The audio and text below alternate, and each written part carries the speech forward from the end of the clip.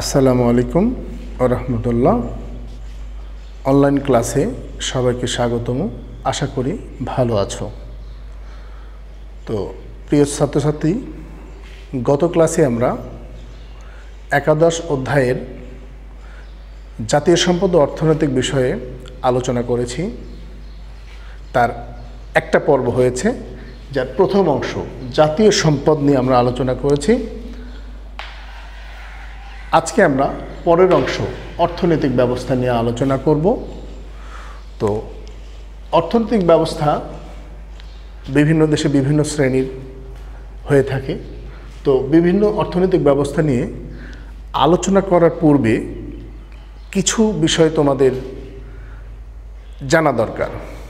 যেমন আমাদের প্রয়োজনটা বহুবিধ। বেঁচে থাকার জন্য আমরা অনেক প্রয়োজন মিটিয়ে থাকি। আমাদের মৌলিক চাহিদা পাঁচটি: অন্ন, বস্ত্র, বাসস্থান, শিক্ষা এবং চিকিৎসা। এছাড়াও আমাদের আরও কিছু চাহিদা আছে। বাঁচতে হলে আমাদের বিনোদনের ব্যবস্থা দরকার। আরও দরকার সুশৃঙ্খল ও নিরাপদ সমাজ ব্যবস্থা। তো এসব প্রয়োজন থেকেই মানুষের সৃষ্টি হয় অভাবের। ওয়ান্ট, মানুষ কিছু চায়। এই অভাবকে পূরণ করার জন্য মানুষ প্রচেষ্টা চালায়। এই প্রচেষ্টা সফল করার জন্য বিভিন্ন পন্থা অবলম্বন করে মানুষ কী করে? প্রোডাকশনে যায়। তো আমাদের প্রয়োজন আছে বিধায় আমাদের উৎপাদন করতে হয় এবং বিভিন্ন সময়ে বিভিন্ন ধরনের উৎপাদন ব্যবস্থা আমরা দেখতে পাই। সমাজ ভেদে বিভিন্ন দেশে বিভিন্ন রকমের উৎপাদন যে দেশেই হোক না কেন, যেভাবেই হোক না কেন, উৎপাদন মূলত চারটি উপাদানের ভিত্তিতে হয়ে থাকে। নাম্বার 1, ভূমি, শ্রম, মূলধন এবং সংগঠন। এই চারটা উপাদানকে সমন্বয় করে আমরা যে কোনো উৎপাদন কাজ পরিচালনা করে থাকি। তো আজকে আমরা এই উৎপাদনের যে উপাদানগুলো কিভাবে কাজ করে এগুলো একটু বিস্তারিত আলোচনা করার চেষ্টা করব। প্রথমে আসি আমরা ভূমি, ল্যান্ড। এটা উৎপাদনের প্রথম উপাদান। অর্থাৎ যে কোনো উৎপাদন পরিচালনা করতে হলে প্রথমে কিসের দরকার? একটা ভূমি দরকার। What is land? ভূমি কি? সাধারণ অর্থে ভূমি বলতে জমি বোঝায়, কিন্তু অর্থনীতির ভাষায় ভূমি বলতে শুধু জমি নয়, জমির উপরস্থ এবং অভ্যন্তরস্থ সব কিছুকে বোঝানো হয়ে থাকে। এই ভূমির উপরে যা কিছু এবং ভূমির অভ্যন্তরস্থ যা কিছু সবই ভূমির আওতায় পড়ে।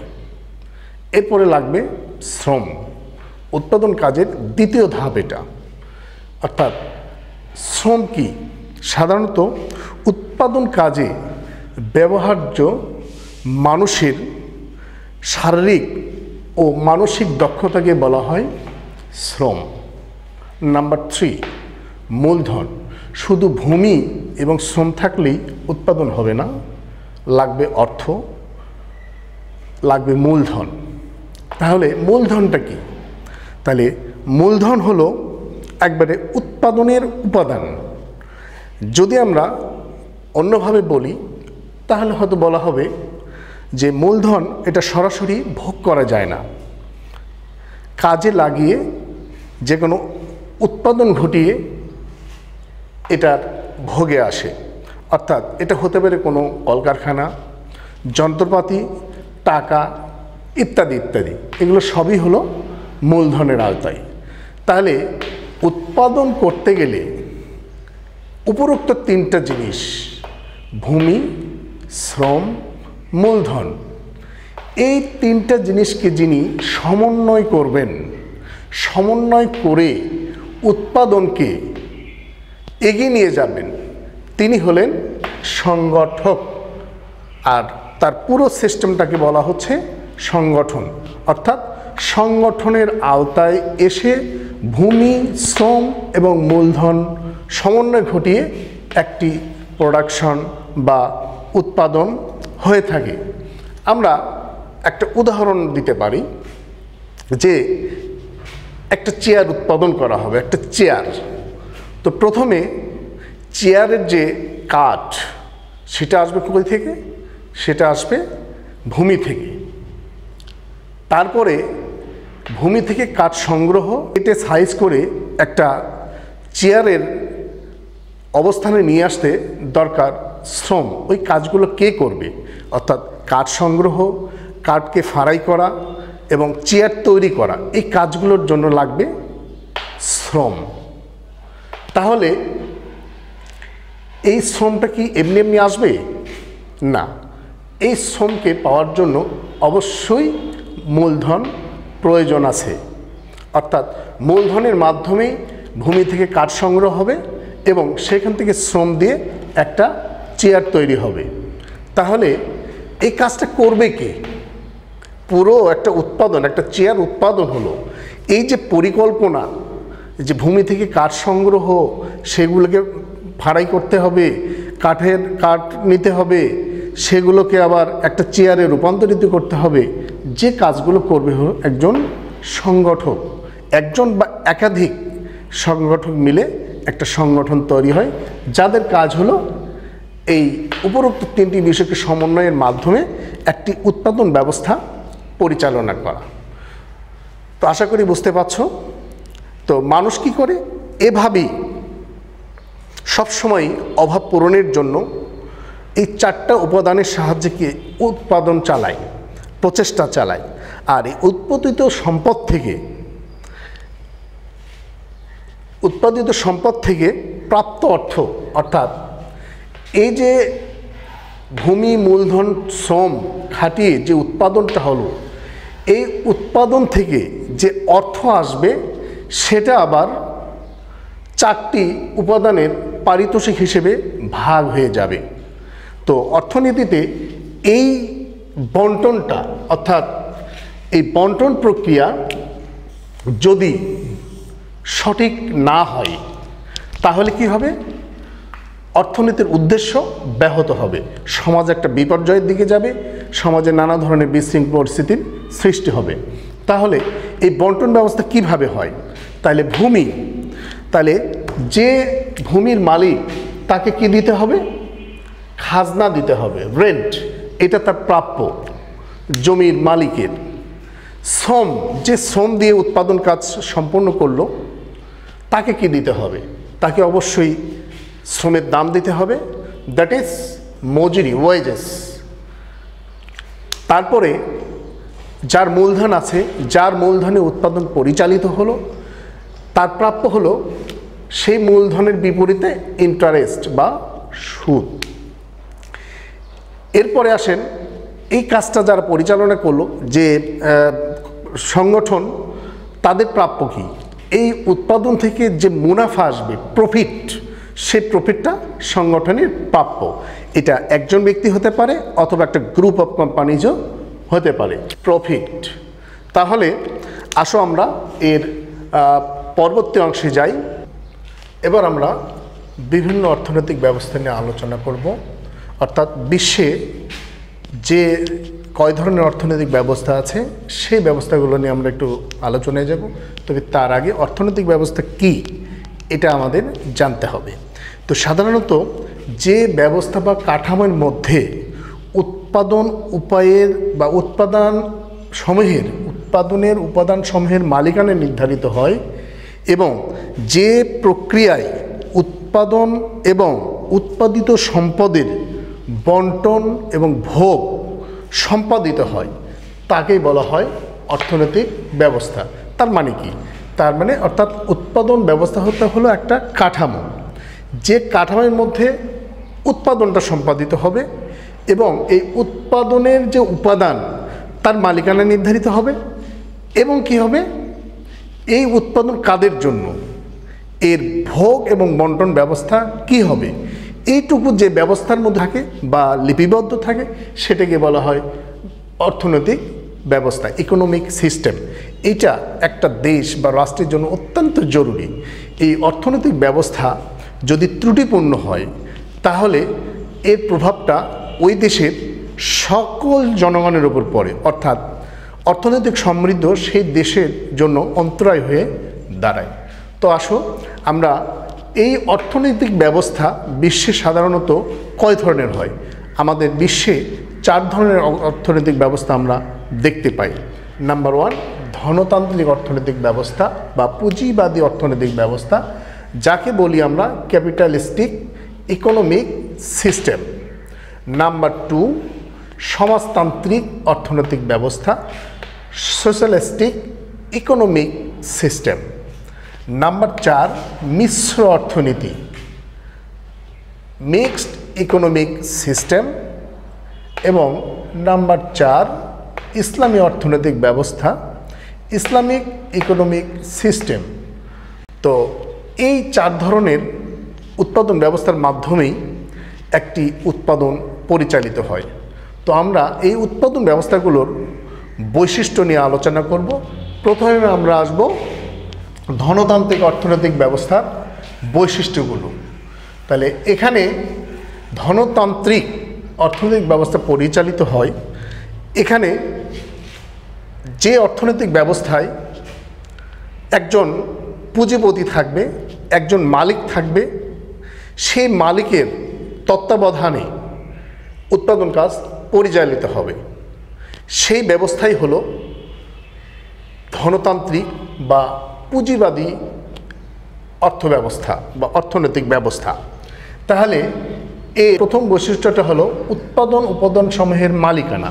তা আমি যেহেতু আগেই বলেছি যে এই ধনতান্ত্রিক উৎপাদন ব্যবস্থায় মালিকানা একজনের হাতে থাকে, তাহলে উৎপাদন ক্ষেত্রে যে 4টি উপাদান কাজে লাগানো হয়, অর্থাৎ ভূমি, শ্রম, মূলধন, এই 4টা জিনিসকে সমন্বয় করে যিনি উৎপাদন করবেন তিনি তো সংগঠক।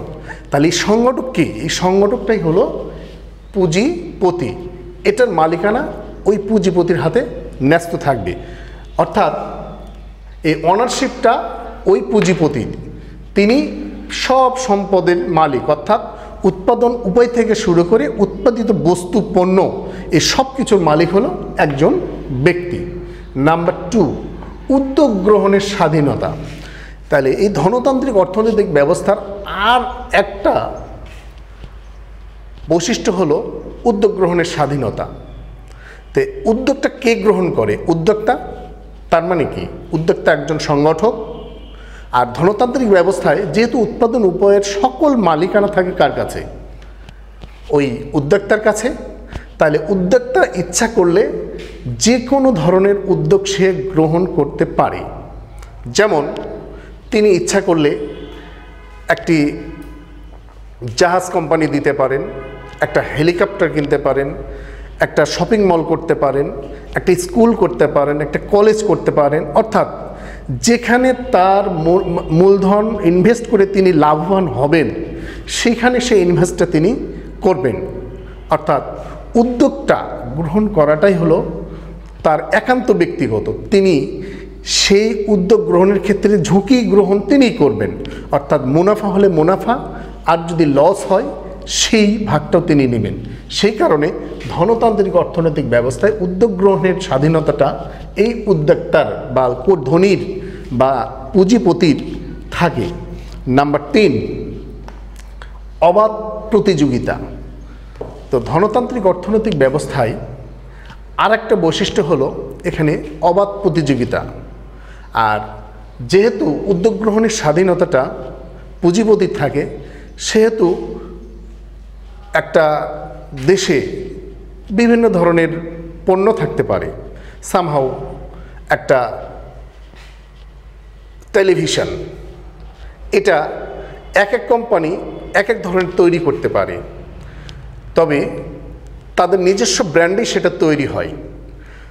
এক কোম্পানি যে জিনিসটা তৈরি করে অন্য কোম্পানি তার আরেকটু সুবিধা নিয়ে আরেকটু সুন্দরভাবে সেটা বাজারে আনার চেষ্টা করে। তার মানে হলো আগের পণ্যের চাইতে তার পণ্যটা যেন জনগণ বেশি গ্রহণ করে। এই ক্ষেত্রে উভয় কোম্পানির মধ্যে একটি প্রতিযোগিতার সৃষ্টি হয়। এইরকমভাবেই ধনতান্ত্রিক অর্থনৈতিক ব্যবস্থায় এক বা একাধিক কোম্পানি এই প্রতিযোগিতায় অংশগ্রহণ করে, ফলে ভোক্তা যারা আমরা সেগুলো ক্রয় করি সেই পণ্যের গুণ মান সব কিছুর দাম মানে বিবেচনা করে আমরা ওই জিনিসটা ক্রয় করে থাকি। তাহলে ধনতান্ত্রিক অর্থনৈতিক ব্যবস্থায় এটাও একটা বৈশিষ্ট্য, অবাধ প্রতিযোগিতা থাকবে। নাম্বার 4 আর কি থাকবে? ভোক্তার স্বাধীনতা থাকবে। ভোক্তাকে কনজিউমার অর্থাৎ একটা দ্রব্য উৎপাদন প্রক্রিয়া সম্পূর্ণ হওয়ার পরে অর্থাৎ অভাব থেকে প্রচেষ্টা, প্রচেষ্টা থেকে উৎপাদন, উৎপাদন থেকে বন্টন এবং বন্টন থেকে সর্বশেষ পর্যায়ে হলো ভোক্তা। ভোক্তা কারা? আমরা যারা ওই জিনিসটা ভোগ করি। অর্থাৎ ভোগ শব্দের অর্থ হলো ওই দ্রব্যের উপযোগটা নিঃশেষ সাধন করা, অর্থাৎ আমাদের কাছে ওই দ্রব্যটা নিঃশেষ হয়ে যাবে, অর্থাৎ আমরাই হলো সেই ভোক্তা। তাহলে ধনতান্ত্রিক অর্থনৈতিক ব্যবস্থায় ভোক্তার একটা স্বাধীনতা থাকবে, অর্থাৎ ভোক্তা বাজারে দ্রব্য ক্রয়ের ক্ষেত্রে যত খুশি কিনবে, যত দাম দিয়ে খুশি কিনবে, ভালো মন্দ সব কিছু সে দেখে শুনে কিনবে। এক্ষেত্রে ভোক্তার স্বাধীনতা থাকবে, তার টাকা দিয়ে সে কিনবে, তার অর্থ দিয়ে সে কিনবে, অতএব তার স্বাধীনতা এখানে থাকে। নাম্বার 5 অর্থাৎ সর্বাধিক মুনাফা অর্জন। এটা ধনতান্ত্রিক অর্থনৈতিক ব্যবস্থার একটা অন্যতম উদ্দেশ্য থাকে, অর্থাৎ হাইয়েস্ট ইন্টারেস্ট। তো যেহেতু ধনতান্ত্রিক ব্যবস্থায় একজন ধনী বা কোটিপতি তিনি উৎপাদন কাজ পরিচালনা করেন, সংগঠক হিসেবে কাজ করেন, সংগঠন পরিচালনা করেন। কেন? তিনি কেন এটা করবেন? তিনি সেখানে ভূমি নেবেন, শ্রমিক নিয়োগ করবেন, মুনাফা দেবেন, মূলধন বিনিয়োগ করবেন। তাহলে এই কাজগুলো তিনি কেন করবেন? তার পিছনে একটাই উদ্দেশ্য হলো মুনাফা অর্জন করবেন তিনি। অর্থাৎ এক্ষেত্রে ধনতান্ত্রিক অর্থনৈতিক ব্যবস্থায় সর্বাধিক মুনাফা অর্জনটাই হলো মূল লক্ষ্য। উদ্যোক্তা যেখানে বেশি লাভবান হবেন, বেশি মুনাফা পাবেন, সেই কাজটাই বা সেই কাজেই বিনিয়োগ করবেন তিনি। অর্থাৎ সর্বাধিক মুনাফার ক্ষেত্রে তিনি একটা দ্রব্য উৎপাদনের সময় তিনি বিবেচনা করবেন যে ভোক্তা পর্যন্ত যাওয়া কত দাম পড়েছে এবং সেটা কত বিক্রয় করতে হবে। যদি ভোক্তা পর্যন্ত যাওয়ার আগে উৎপাদন প্রক্রিয়ায় তার একটা জিনিস 100 টাকায় উৎপাদন হয়, তাহলে সে বাজারে সেটা 110, 5 অথবা 115, 20 এক্সেট্রা তিনি তার মূল্য নির্ধারণ করবেন। সেটা মূল্য বিক্রয় করে কস্ট বাদ দিয়ে যা থাকবে সেটুকুই তার মুনাফা। আর ধনতান্ত্রিক অর্থনৈতিক ব্যবস্থায় যেহেতু উদ্যোগ গ্রহণের স্বাধীনতা একজন উদ্যোক্তার থাকে, সেহেতু তিনি যেখানে বেশি লাভবান হবেন সেখানে তার মূলধনটা তিনি বিনিয়োগ করবেন। এখানে টার্গেটটাই হলো বেশি লাভ করা, হাইয়েস্ট ইন্টারেস্ট তিনি গ্রহণ করবেন ওই প্রোডাকশন থেকে, ওই উৎপাদন থেকে। এরপরে ধনতান্ত্রিক উৎপাদন ব্যবস্থায় আর একটি বৈশিষ্ট্য হচ্ছে শ্রমিক শোষণ। এই ক্ষেত্রে শ্রমিক শোষণ বেশি পরিমাণ হয়ে থাকে, যেহেতু ধনতান্ত্রিক অর্থনৈতিক ব্যবস্থায় শ্রমের জন্য মূল্য পরিশোধ করতে হয় আর উদ্যোগ গ্রহণের স্বাধীনতা থাকে উদ্যোক্তার। তিনি তার টার্গেট থাকে সর্বাধিক মুনাফা অর্জন। তিনি সবসময় চিন্তা করবেন পণ্যটা কত কম দামে বা কত কম খরচে শ্রমিকদের থেকে তৈরি করে নেওয়া যায়। তিনি উৎপাদন থেকে ভোক্তা পর্যন্ত যাওয়ার আগে যদি কম দামে পণ্যটা উৎপাদন করতে পারেন, তাহলে তিনি বেশি লাভবান হবেন। সেই ক্ষেত্রে অবশ্যই তিনি শ্রমিক শোষণের দিকটাকে বেশি গুরুত্ব দিবেন। শ্রমিকদের যেতে যত কম দিয়ে এই পণ্যটা তৈরি করতে পারবেন, বাজারে বিক্রয় করে তার তত বেশি লাভ হবে। এই দিকটা একটা ধনতান্ত্রিক অর্থনৈতিক ব্যবস্থায় শ্রমিক শোষণ হয়ে থাকে। তাহলে শিক্ষার্থীরা, আশা করি ধনতান্ত্রিক অর্থনৈতিক ব্যবস্থার যে বৈশিষ্ট্যগুলো আছে মোটামুটি তোমরা একটু বুঝতে সক্ষম হয়েছ। আমরা সংক্ষেপে পরের সমাজতান্ত্রিক অর্থনৈতিক ব্যবস্থার বৈশিষ্ট্যগুলো নিয়ে একটু আলোচনা করি। সমাজতান্ত্রিক অর্থনৈতিক ব্যবস্থা, তাহলে ধনতান্ত্রিক অর্থনৈতিক ব্যবস্থার যে বিষয়টা আমরা দেখেছি, এখানে উৎপাদন উপায়ের মালিকানাকে একজন পুঁজিপতি, অর্থাৎ সব কিছু ওই পুঁজিপতি নিয়ন্ত্রণ করেন। তাহলে সমাজতান্ত্রিকটা কি? নিয়ন্ত্রণ ক্ষমতা থাকে হলো সরকারের হাতে বা রাষ্ট্রের হাতে। একটি রাষ্ট্র, তিনি এর উদ্যোক্তা, অর্থাৎ উৎপাদনের সকল উপাদান রাষ্ট্রের নিয়ন্ত্রণে থাকবে। রাষ্ট্র তার তত্ত্বাবধানে সেই নিয়ন্ত্রণ কাজটা পরিচালনা করবে। এই অর্থনৈতিক ব্যবস্থাকে বলা হয় সমাজতান্ত্রিক অর্থনৈতিক ব্যবস্থা বা সোশ্যালিস্টিক ইকোনমিক সিস্টেম। তাহলে এটার যে বৈশিষ্ট্য, প্রথম বৈশিষ্ট্যে আসি আমরা, উৎপাদন উপাদান সমূহের মালিকানা। তাহলে আমি প্রথমেই বলেছি ধনতান্ত্রিকে উৎপাদন উপায়ের মালিকানা ছিল একজন ব্যক্তির কাছে, তিনি সব কিছু নিয়ন্ত্রণ করেছেন। কিন্তু সমাজতান্ত্রিকে উৎপাদন উপাদান সমূহের সম্পূর্ণ মালিকানা থাকবে রাষ্ট্রের হাতে। রাষ্ট্র সব কিছুকে নিয়ন্ত্রণ করবেন। নাম্বার 2, সরকারি নির্দেশনা থাকবে, যেটা ধনতান্ত্রিক অর্থনৈতিক ব্যবস্থায় ছিল না। এটা উদ্যোগ গ্রহণের স্বাধীনতা ছিল সেই ধনীর বা পুঁজিপতির। কিন্তু সমাজতান্ত্রিকে এসে যে উৎপাদন ব্যবস্থাটা পরিচালিত হবে, এর সম্পূর্ণটা সরকারি নির্দেশনায় হবে। অর্থাৎ সরকার তার নির্দিষ্ট মনিটরিং করে সেই উৎপাদন ব্যবস্থাটা পরিচালনা করবেন। অর্থাৎ উৎপাদন থেকে শুরু করে বন্টন ভোগ সরকারি নির্দেশনায় হবে। নাম্বার 3, এখানে ভোক্তার স্বাধীনতার অভাব থাকবে। তো এখানে কি ছিল? আমাদের ধনতান্ত্রিকে কি ছিল? ভোক্তার একটা স্বাধীনতা ছিল। অর্থাৎ ভোক্তা যে দ্রব্য খুশি সে দ্রব্য কিনবে, যত খুশি তত কিনবে এবং যত দামে খুশি সে কিনতে পারে। কিন্তু সমাজতান্ত্রিক অর্থনৈতিক ব্যবস্থায় আমরা এই ভোক্তার স্বাধীনতাটার অভাব দেখছি। তার মানে কি? যেহেতু ধনতান্ত্রিক অর্থনৈতিক ব্যবস্থায় উৎপাদনটা কার জন্য হয়? জনগণের জন্য হয় এবং পরিচালনা করে কে? রাষ্ট্র। রাষ্ট্র মানে কি? রাষ্ট্র হলো জনগণ। তাই ওই রাষ্ট্রে যারা বসবাস করবে, এই আয় বন্টনটা সবার কাছে, সবার মধ্যে সমানভাবে বণ্টিত হবে। বিধায় এখানে ভোক্তার স্বাধীনতা থাকবে না। রাষ্ট্র তাকে যে পরিমাণ দ্রব্য দিবে, যে পরিমাণ অর্থ নেবে, সেই অনুযায়ী তাকে দ্রব্যটা গ্রহণ করতে হবে এবং ভোগে আসতে হবে।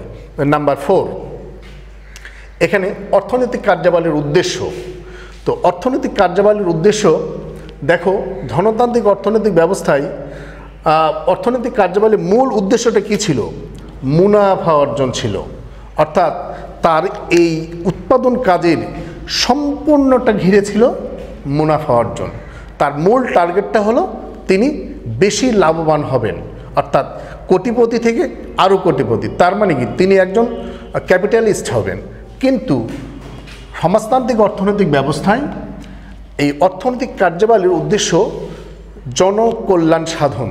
অর্থাৎ রাষ্ট্রে, ওই ভূখণ্ডে বা রাষ্ট্রে যারা বসবাস করবে সবার জন্য কল্যাণকর কাজগুলোই রাষ্ট্র করবে।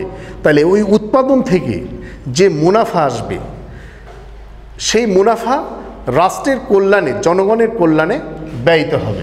অর্থাৎ তার অর্থনৈতিক কার্যাবলীটাই হলো সেই জনকল্যাণ সাধন।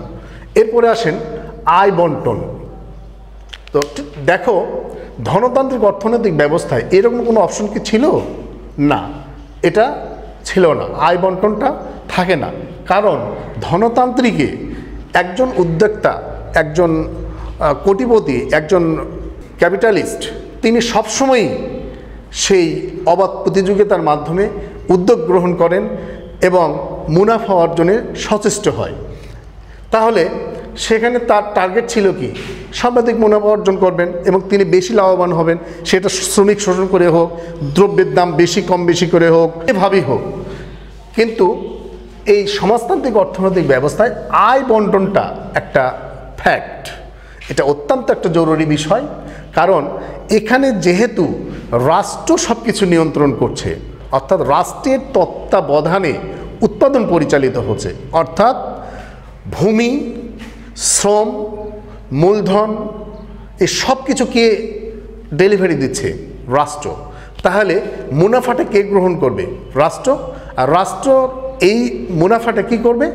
জনগণের মধ্যে সমানভাবে বন্টিত করে দিবে। অর্থাৎ সমাজতান্ত্রিক অর্থনৈতিক ব্যবস্থা, সোশ্যালিস্টিক ইকোনমিক সিস্টেমে কখনো ব্যক্তি মালিকানা থাকবে না, এটা সম্পূর্ণ রাষ্ট্রের মালিকানায়। তাই আয় বন্টনটা এই রাষ্ট্রে যারা বসবাস করবে সবার মধ্যে সমানভাবে বন্টিত হবে না, এখানে কোনো ভেদাভেদের কোনো অবস্থান থাকবে না। অর্থাৎ ওই রাষ্ট্রের জনগণ সেই মুনাফা বা অর্থ সমানভাবে পেয়ে থাকবে। এখানে কারো বেশি লাভবান হওয়ার চিন্তা থাকবে না, এখানে কারো কম লাভবান হওয়ার চিন্তা থাকবে না। অর্থাৎ এখানে কেউ বেশি ধনী হবে, কেউ একবারে দারিদ্র সীমার নিচে চলে যাবে, এরকম ব্যবস্থা সমাজতান্ত্রিক অর্থনৈতিক ব্যবস্থায় হয় না। তাহলে বন্ধুরা, আমরা ধনতান্ত্রিক এবং সমাজতান্ত্রিক দুইটা অর্থনৈতিক ব্যবস্থার যে বৈশিষ্ট্য আশা করি আমরা বুঝেছি। এরপরে আমরা পরবর্তী বিষয়ে যাব। অর্থনৈতিক ব্যবস্থার বৈশিষ্ট্যগুলো নিয়ে একটু আলোচনাই করব। যেখানে আমরা দেখেছি ধনতান্ত্রিক অর্থনৈতিক ব্যবস্থায় উৎপাদন উপায়ের মালিকানা একটা ধনীর কাছে থাকতো, আর সমাজতান্ত্রিকে রাষ্ট্রের কাছে থাকতো। তাহলে এর প্রথম এবং প্রধান বৈশিষ্ট্যটাই হচ্ছে যে সরকারি ও বেসরকারি খাতের সহাবস্থান থাকবে। অর্থাৎ কিছু অংশ থাকবে ব্যক্তি মালিকানায়, কিছু অংশ থাকবে রাষ্ট্রীয় মালিকানায়। এখন কথা হলো যে কোনগুলো সরকারি মালিকানায় থাকবে, কোনগুলো বেসরকারি মালিকানায় থাকবে। তো মিশ্র অর্থনৈতিক ব্যবস্থায় সাধারণত স্বাস্থ্য, এরকম বড় ধরনের খাতগুলো সাধারণত সরকার নিয়ন্ত্রণ করে। এছাড়া উৎপাদনকারী বিভিন্ন প্রতিষ্ঠান, ভোগ্যপণ্য, এগুলো বেসরকারি খাতের অবস্থান আমরা দেখতে পাই। তো আসলে এই মিশ্র অর্থনৈতিক ব্যবস্থায় দুই ধরনেরই আমরা মালিকানা দেখতে পাই। এখানে একটা হসপিটাল যদি তৈরি করে সরকার, তো বেসরকারি উদ্যোগেও হসপিটাল তৈরি হয়। এখন কথা হলো যে ভোক্তা কোনটা গ্রহণ করবে, এটা সম্পূর্ণ নির্ভর করবে সেই মানের ওপরে। তাহলে সরকারি এবং বেসরকারি দুই খাতই প্রাধান্য থাকে এবং দুটি পাশাপাশি এই অর্থনৈতিক ব্যবস্থায় পরিচালিত হয়। নাম্বার 2 আসি, এটা প্রতিযোগিতাটা কেমন হবে। তাহলে যেখানে ধনতান্ত্রিকে প্রতিযোগিতা ছিল অবাধ, আর সমাজতান্ত্রিকে কোনো প্রতিযোগিতা ছিল না, রাষ্ট্র যেটা করেছে সেটাই। কিন্তু মিশ্র অর্থনৈতিক ব্যবস্থায় প্রতিযোগিতা থাকবে। কার সাথে প্রতিযোগিতা থাকবে? সরকারি খাতের সাথে বেসরকারি খাতের প্রতিযোগিতা থাকবে। যদি আমি একটি উদাহরণে বলি যে একটি যানবাহন সরকারি উদ্যোগে পরিচালিত হতে পারে, আবার ওই যানবাহনই বেসরকারি উদ্যোগে পরিচালিত হতে পারে। এখন সরকারি উদ্যোগে পরিচালিত যানবাহন ব্যবহার করবে জনগণ, নাকি বেসরকারিভাবে পরিচালিত যানবাহনটা ব্যবহার করবে? এটা সম্পূর্ণ নির্ভর করবে ওই যানবাহনের বা সেবার মানটা কেমন এবং দাম নিচ্ছে কেমন, এর উপরে এই বিবেচনা করে জনগণ এটা গ্রহণ করবে। তার মানে এই মিশ্র অর্থনৈতিক ব্যবস্থায় প্রতিযোগিতা থাকবে সরকারি অবস্থানের সাথে বেসরকারি অবস্থানের। নাম্বার 3, মুনাফা অর্জন। এটা মিশ্র অর্থনীতিতে মুনাফা অর্জন থাকবে। তো অর্থনৈতিক ব্যবস্থা মানেই একটা মুনাফা অর্জন বিষয়টা থেকে যায়। অর্থাৎ প্রত্যেক অর্থনৈতিক ব্যবস্থা ধনতান্ত্রিক, সমাজতান্ত্রিক, মিশ্র, ইসলামী, প্রত্যেকটা অর্থনৈতিক ব্যবস্থাতেই আমরা এই মুনাফা অর্জন বিষয়টাকে দেখতে পাই। কিন্তু এক এক অর্থনৈতিক ব্যবস্থায় এই মুনাফার ধরনটা এক এক রকম হয় এবং এই মুনাফাটা ব্যয়ের বা বন্টনটাও একটু ভিন্ন রকমের হয়ে থাকে। তাহলে মিশ্র অর্থনৈতিক ব্যবস্থায় সরকারি খাতেও মুনাফা অর্জিত হয় এবং বেসরকারি খাতেও মুনাফা অর্জিত হয়। তাহলে সরকারি খাতের অর্জিত মুনাফা কি হয়? জনকল্যাণে ব্যয়িত হয়। আর বেসরকারি খাতে অর্জিত মুনাফা কি হয়? এটা যিনি উদ্যোক্তা, যিনি উদ্যোগ গ্রহণ করেছেন তিনি এটা এই মুনাফার মালিক। অর্থাৎ পুঁজিপতির যে বৈশিষ্ট্যটা সেই বৈশিষ্ট্যে এই মুনাফা তিনি গ্রহণ করবেন। নাম্বার 4, উদ্যোক্তা ও ভোগকারীর স্বাধীনতা। তাহলে দেখি আমরা ধনতান্ত্রিক কি ভোগকারীর একটা স্বাধীনতা ছিল, উদ্যোক্তার একটা স্বাধীনতা ছিল। সমাজতান্ত্রিক অর্থনৈতিক ব্যবস্থায় আমরা দেখেছি যে উদ্যোক্তা সরকার নিজেই, রাষ্ট্র নিজেই, আর ভোগকারীর কোনো স্বাধীনতা ছিল না। কিন্তু মিশ্র অর্থনৈতিক ব্যবস্থায় উদ্যোক্তা এবং ভোগকারীর স্বাধীনতা আছে। অর্থাৎ উদ্যোক্তা ইচ্ছা করলে যে কোনো খাতে তার মূলধন বিনিয়োগ করবেন, আর আমরা যারা ভোক্তা আমরা ইচ্ছা করলে যে কোনো পণ্য যে পরিমাণ খুশি কিনতে পারবো, দাম যত দিয়ে ভালো মন্দ আমরা কিনতে পারবো, সেটা ভোক্তার স্বাধীনতা থাকবে। ওই যে আমি উদাহরণ দিয়েছিলাম যে একটা পরিবহনের ক্ষেত্রে সরকারি পরিবহন আর বেসরকারি পরিবহন, আমি ভোক্তা হিসেবে আমি কোনটা পছন্দ করব, এটা আমার সম্পূর্ণ ব্যক্তিগত। তার মানে কি এই মিশ্র অর্থনৈতিক ব্যবস্থা ওই স্বাধীনতাটা আমার, আমি একজন কনজিউম করব, আমার সেই স্বাধীনতাটা থাকবে। তাহলে উদ্যোগ যিনি গ্রহণ করলেন তার স্বাধীনতা থাকবে এবং ভোগকারীর স্বাধীনতাটাও থাকবে। এবার আমরা আসি আয় বন্টন। অর্থাৎ উৎপাদন কাজে উৎপাদনের পারিতোষিকগুলো বন্টন করার পরে যে মুনাফাটা থাকবে সেটাই আয়। এই আয়টা ধনতান্ত্রিকে কি আমরা কোনো বন্টন ব্যবস্থা দেখেছি? না। কিন্তু সমাজতান্ত্রিকে বন্টন ব্যবস্থা ছিল।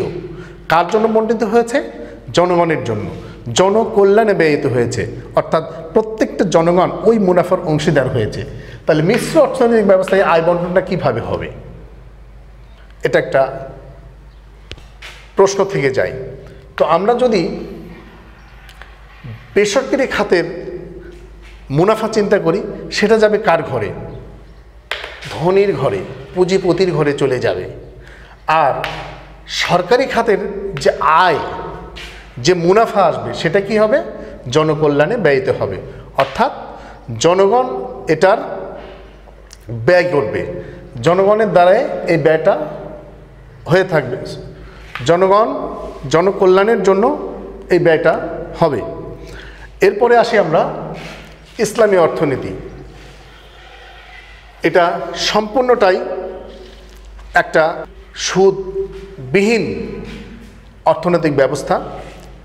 এই অর্থনৈতিক ব্যবস্থা সাধারণত পরিচালিত হয় কুরআন এবং হাদিসের আলোকে। এই অর্থনৈতিক ব্যবস্থায় শ্রমিক শোষণ হয় না,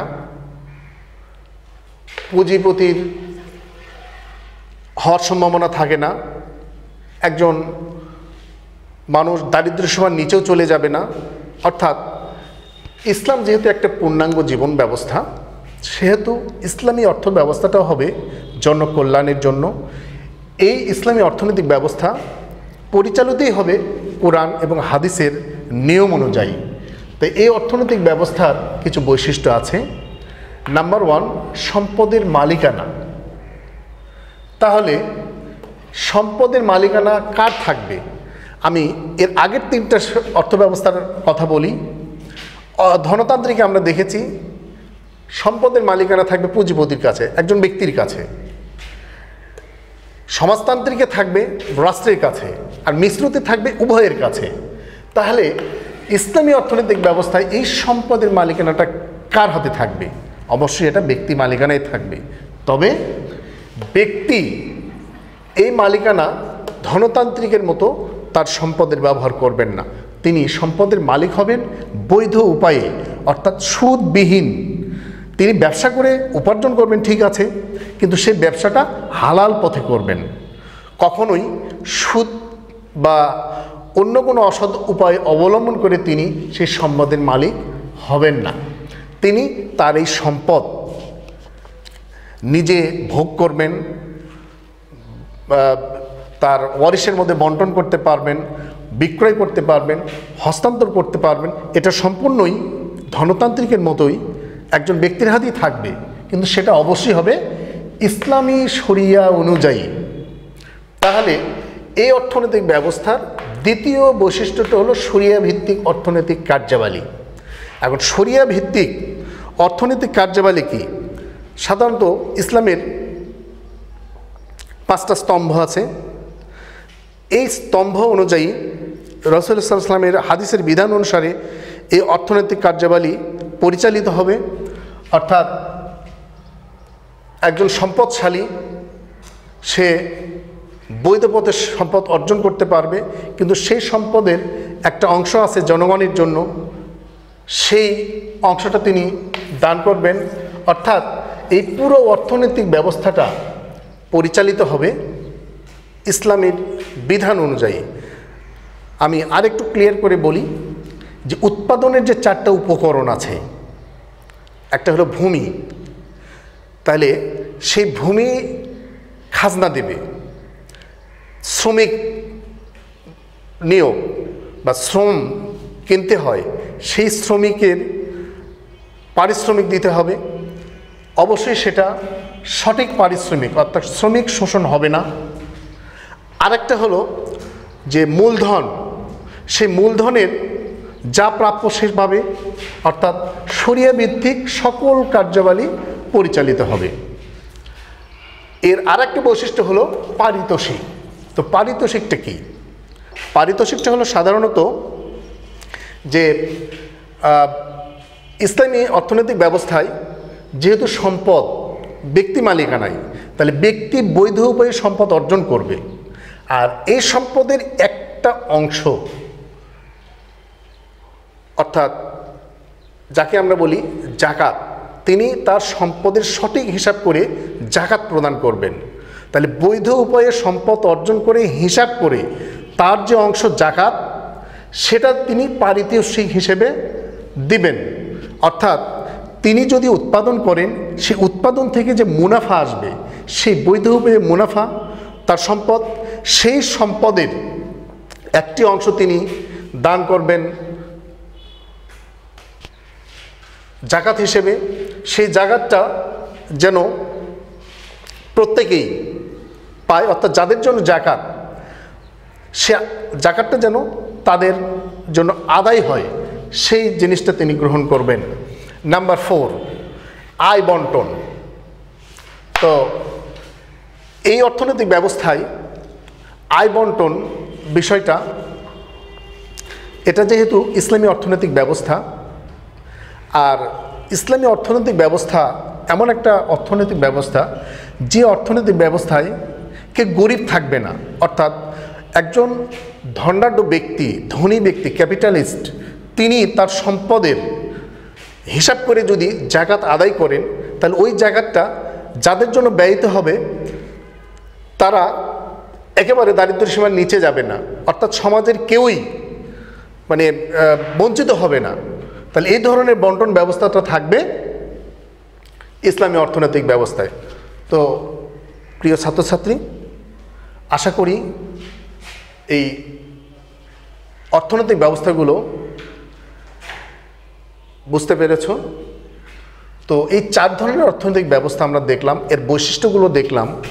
এখন আমরা এই বৈশিষ্ট্যগুলোর আলোকে আমাদের বাংলাদেশের অর্থনৈতিক ব্যবস্থাটা কি, আমাদের বাংলাদেশের ইকোনমিক সিস্টেমটা কি, এটা আমরা আলোচনা করব এর পরের অংশে।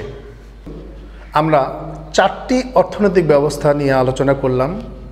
তো আমরা একটু ঠান্ডা মাথায় এই 4টি অর্থনৈতিক ব্যবস্থার বৈশিষ্ট্যগুলো চিন্তা করি, তারপরে আমরা বাংলাদেশে প্রচলিত অর্থনৈতিক ব্যবস্থাটা কি, অর্থাৎ বাংলাদেশে কোন ধরনের অর্থনৈতিক ব্যবস্থা প্রচলিত, সেদিকে যদি আমরা একটু খেয়াল করি, তাহলে আমরা কোন বৈশিষ্ট্যটা এখানে, অর্থাৎ কোন অর্থনৈতিক ব্যবস্থার বৈশিষ্ট্যটা এখানে আমরা দেখতে পাচ্ছি।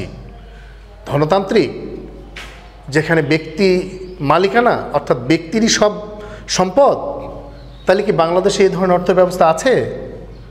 হ্যাঁ, অবশ্যই আছে। তাহলে সমাজতান্ত্রিক, সমাজতান্ত্রিকের বৈশিষ্ট্য কী ছিল? রাষ্ট্রের মালিকানা। তাহলে বাংলাদেশে কিছু কিছু খাতে কি রাষ্ট্রের মালিকানা আছে? হ্যাঁ, অবশ্যই আছে। তাহলে সমাজতান্ত্রিকের বৈশিষ্ট্য আমরা এখানে পাচ্ছি। তার মানে কি মিশ্র বৈশিষ্ট্য বা মিশ্র অর্থনৈতিক ব্যবস্থা? হ্যাঁ, যেহেতু এখানে সরকারি এবং বেসরকারি খাতের সব অবস্থান আছে বাংলাদেশের অর্থনৈতিক ব্যবস্থায় প্রচলিত, সেহেতু এখানে অবশ্যই আমরা এটাকে মিশ্র অর্থনৈতিক ব্যবস্থা বলবো। তাহলে কেন আমরা মিশ্র অর্থনৈতিক ব্যবস্থা বলবো?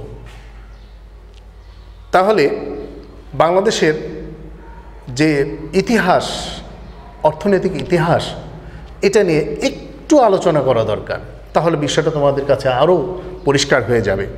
তো আমরা যদি প্রাচীন বাংলা থেকে শুরু করি, অর্থাৎ প্রাচীন বাংলার পরে মুসলিম শাসন এবং ব্রিটিশ শাসন, এই 3 অবস্থায় কী ছিল? অর্থাৎ সামন্ততান্ত্রিক ব্যবস্থা প্রচলিত ছিল। সামন্ততান্ত্রিক, হোয়াট ইজ ফিউডালিজম? সামন্ততান্ত্রিক কি? সামন্ততান্ত্রিক অর্থনৈতিক ব্যবস্থা হলো, এই অর্থনৈতিক ব্যবস্থায় একজন ভূস্বামী থাকবে, অর্থাৎ এখানে 2টা অংশ থাকবে, একটা ভূস্বামী থাকবে, একটি থাকবে হলো তার অধীনস্থ ব্যবস্থা। তাহলে ভূস্বামী কি? একটা বিরাট হিউজ অ্যামাউন্টের জমি জমা সম্পত্তি তার থাকবে, তার নিয়ন্ত্রণে সেগুলো উৎপাদন হবে, তিনি হলেন ভূস্বামী। শুধু তাই না, এই ভূস্বামী একটা কৃষি নির্ভর অর্থনীতি তিনি পরিচালনা করেন, অর্থাৎ সেখানে কৃষক থাকবে, কামার থাকবে, কুমার থাকবে, জেলে থাকবে, তাঁতি থাকবে, এভরিথিং, সব পেশার মানুষ এই ভূস্বামীর আন্ডারে থাকতো। সেখানে কি হতো? সেই ভূস্বামীর একটা লাঠিয়াল বাহিনী থাকতো, সেই লাঠিয়াল বাহিনী তার সেই সিস্টেমটাকে টিকিয়ে রাখতো যে কোনোভাবে। তাহলে সেই ব্যবস্থার নাম কি বন্ধুরা? তোমরা কি জানো? আমরা জমিদারি ব্যবস্থা পড়েছি না? তাহলে সেই সামন্ততন্ত্রই আমরা পরবর্তীতে জমিদারি ব্যবস্থা দেখতে পাই। জমিদারি ব্যবস্থার অর্থনৈতিক ব্যবস্থা, অর্থাৎ এই জমিদারি ব্যবস্থা, তার পরবর্তীতে আসলো পাকিস্তান শাসন আমল। পাকিস্তান শাসন আমলে এসে সেই জমিদারি ব্যবস্থাটা কী হলো? উচ্ছেদ হয়ে গেল।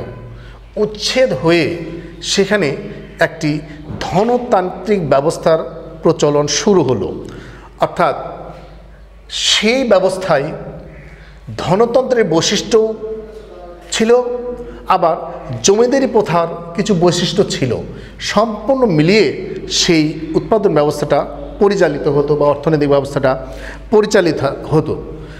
এই পাকিস্তান শাসন আমলের একবারে শেষ পর্যায়ে এসে জমিদারি ব্যবস্থা টোটালি বিলুপ্ত হয়ে যায় এবং সেখানে ধনতান্ত্রিক অর্থনৈতিক ব্যবস্থার একটা